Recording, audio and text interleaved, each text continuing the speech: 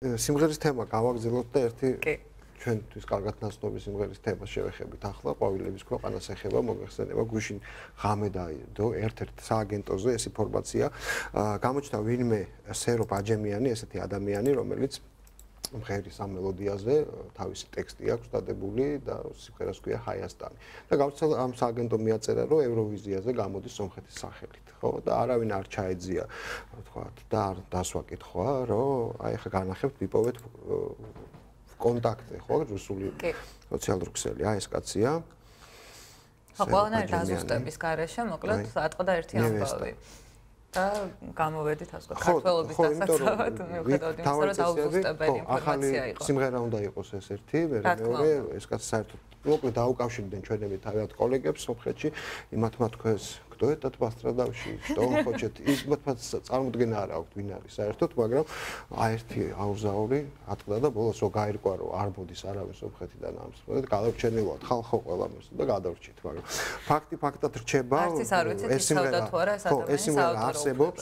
ეს სიმღერა არსებობს სადღაც სავარაუდოდ ხო როგორც მის სოციალურ ქსელში ვნახე მოსკოვში ცხოვრობს და მოღვაწეობს ეს კაცი რუსეთში ყოველ შემთხვევაში და სომხეთში არ ცხოვრობს რა განვითარება მოყვება ამ ყველაფერს იმიტომ რომ ეს საავტორო უფლებები ფაქტია დარღვეულია ამ თემაზე ჩვენ თორსტები გვაქვს ჩართვა ხო და ჩვენ ჩაგვერთვება საავტორო უფლებათა ასოციაციის თავმჯდომარე ბატონი გიგა კობალაძე რომელსაც გავესაუბრებით ამ თემაზე გიგა გამარჯობა მოგესალმებით გამარჯობა დიდი მადლობა ჩართვისთვის გამოვავლინეთ ეს ამბავი, გამოჩნდა ეს ფაქტი, ეს ევროვიზიის თემა გვერდზე გადავდოთ. ამ დროს რა რეაგირებას ახდენს, თქვა თქვენი ასოციაცია და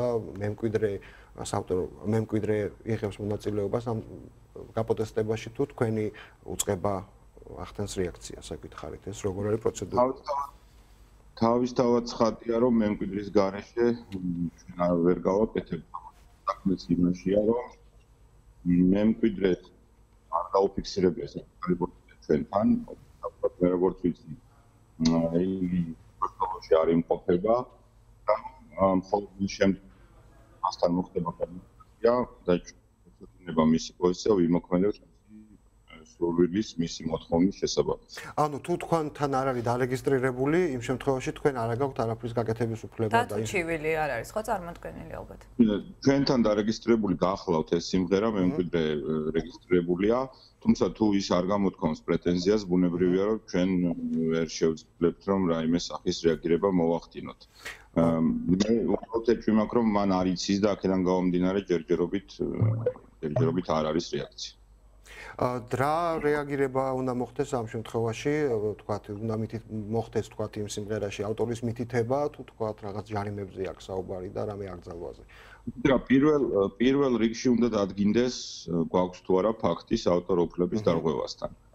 ეს უნდა გადაწყდეს არა ვიზუალური და სმენის მეშვეობით, არამედ გარკვეული პროფესიონალების მიერ.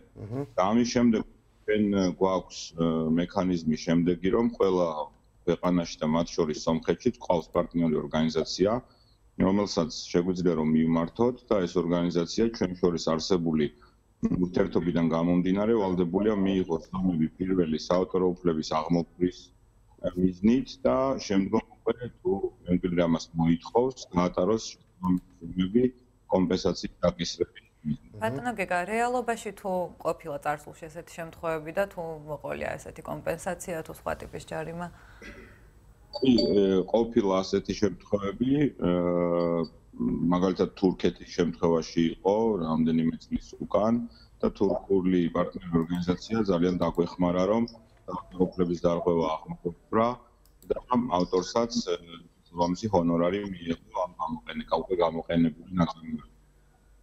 დღეს თორსტების აკპატენტმაც გააკეთა ამ თემაზე კომენტარი, მაგრამ მათ განაცხადეს, რომ სახელმწიფო საერთოდ არ ერევა ამ თემაში, ვინაიდან მემკვიდრე თუ არ მიმართავს და თუ მემკვიდრე ვერ ახდენს თქვა თავისი არაქონებრივი უფლების დაცვას, მხოლოდ იმ შემთხვევაში შეუძლია თქვა რეკომენდაცია გაუწიოს ხოლმე. მემკვიდრეა დამოკიდებული ყველაფერი, მემკვიდრეს აქვს სრული თავისუფლება ამ შემთხვევაში და მას უფლება აქვს რომ საერთოდ არაფერი თქვას, არ განაცხადოს პრეტენზია და ამ შემთხვევაში ვერავინ, ვერც საკპატენტი და ვერც ჩვენი ორგანიზაცია ვერ ჩაერევა ამაში, თუმცა მას ასევე აქვს უფლება რომ მოგმართოს და მოითხოვოს დახმარება. დიდი მადლობა ჩართვისთვის. გამარტება იყო, გავიგეთ. დავველოდოთ მემკვიდრეს მის პოზიციას და უფრო ნათელი გახდება შემდეგ რა რეაქცია მოყვება ამ ყველაფერს, მაგრამ მე მაქვს ეგეთი პოზიცია თუ საავტორო უფლებებს ადამიანი იცავს და არაფერი დარღვეული არ აქვს, იმღეროს რისთვის გვჭირდება აბა სიმღერა. მარტო ჩვენთვის სხვა არ გვინდა. თუ კარგად საინტერესოა სხვა ადამიანს შედარებით პოპულარულ შემსრულებელს რომ აიღო ეს კომპოზიცია, რა გამოხმაურება მოყვებოდა ამას. დიდი მადლობა ბატონ გიგას, ჩვენ გვერდებოდა საავტორო უფლებათა დაცვის ასოციაციის თავმჯდომარე ბატონი გიგა ყობალაძე.